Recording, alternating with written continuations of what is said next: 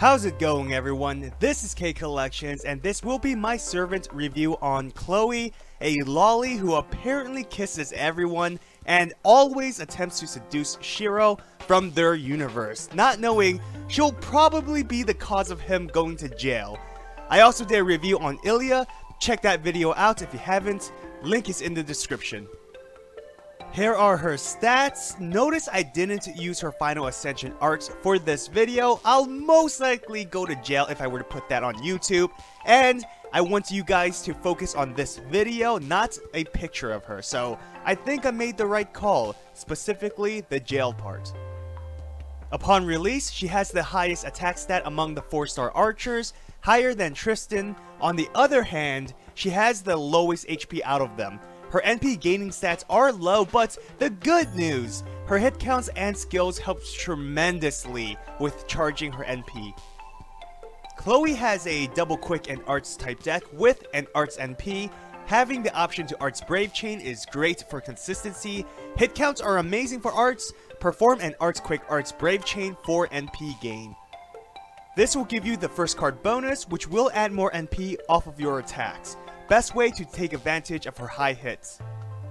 Moving on to her active skills, it's all great. It has good synergy and can be applied in all types of situations. She has an evasion skill, which always helps with survivability. Now, it also increases her crit damage. This is one of those skills where you may have to sacrifice one effect for the other. Both are meant for different situations. Now, I will say, if you have a support or alternative way to protect Chloe from NP attacks, then prioritize the crit damage over the evade.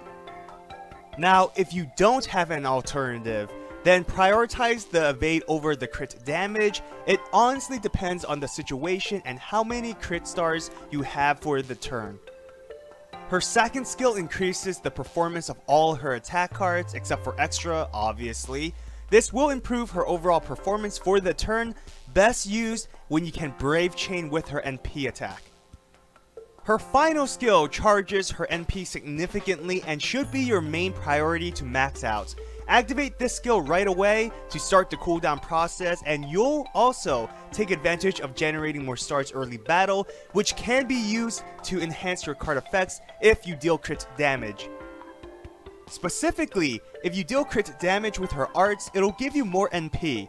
After the skill upgrades, it'll then give you a bonus effect which helps Illya with her skill. However, because Illya's skill requires the right timing to use, whether to give guts to a dying ally or to remove her debuff from her own NP attack, whatever the reason, don't solely save this skill just to help Illya's buff success rate. Like I said, use this skill right away, and hopefully you use Illya's buffing skill within 3 turns or whenever you reactivate Kiss Demon. Chloe has 2 passive skills. We've seen this a lot of times before. Independent action works perfectly with her crit roll. Her Noble Phantasm is pretty straightforward. It's a single target which deals damage and decreases enemies' crit chance. Chloe will deal damage even if the target uses an evasion skill, which is why it's important to brave chain with her for the turn if that happens. With 6 hits from her NP, and if you activate her projection skill, you will receive a decent NP refund. Her overcharge isn't bad, but depending on your other servants, you may want to use this NP first within an NP chain attack. You may benefit more from increasing other overcharge effects, more so than this one. For CE recommendations, Chloe is an arts crit servant, so another ending would be the perfect choice for her. Street Choco Maid is another CE I recommend, as this will enhance most of her attacks. On top of that, even though she doesn't have any healing abilities herself, you'll most likely have a support servant that can heal, like Tamamo or Anderson for example. The extra recovery will keep Chloe alive longer, especially when her overall HP isn't high to begin with. Hot Spring and Go West are also good CEs to use. Both will help you generate a consistent number of stars each turn.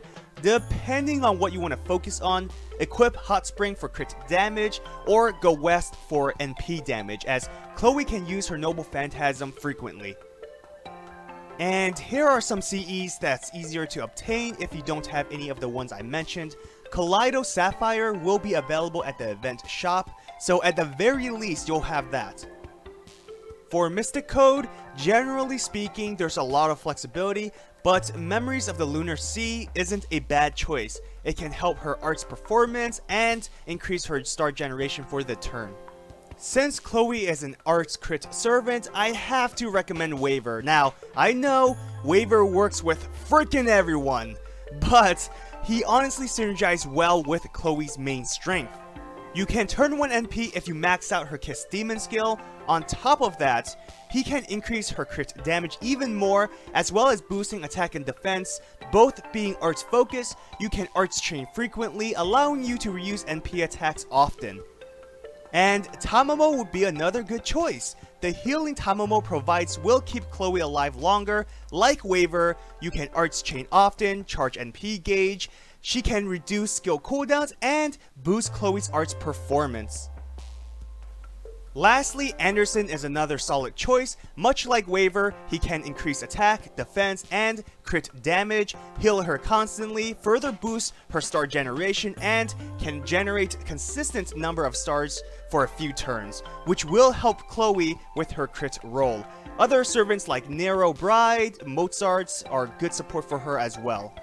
My final thoughts on Chloe, I absolutely recommend you getting her. For starters, she's free, so don't be lazy, grind your ass off during this event. This isn't a servant you want to neglect. Now that we're on the same page, she's awesome. One of the best welfare servants out there, although I am being a bit biased for all legal reasons, okay? But seriously, she's a great servant gameplay-wise. Being an archer, she does have a slightly above average star absorption. Combine that with a star generation and crit damage skill, Chloe more or less possesses the fundamentals of a reliable crit servant. If you are focusing on a crit roll, you will need some star generators on your team. Chloe by herself does have limitations, especially when her star generation skill expires. But if crit damage isn't your style, then Chloe is also good as an NP damage dealer, since she will be at NP 5 unless you slack off, of course. She's good at charging her NP gauge thanks to the NP battery skill, and with the proper supports, you can spam her Noble Phantasm in battle.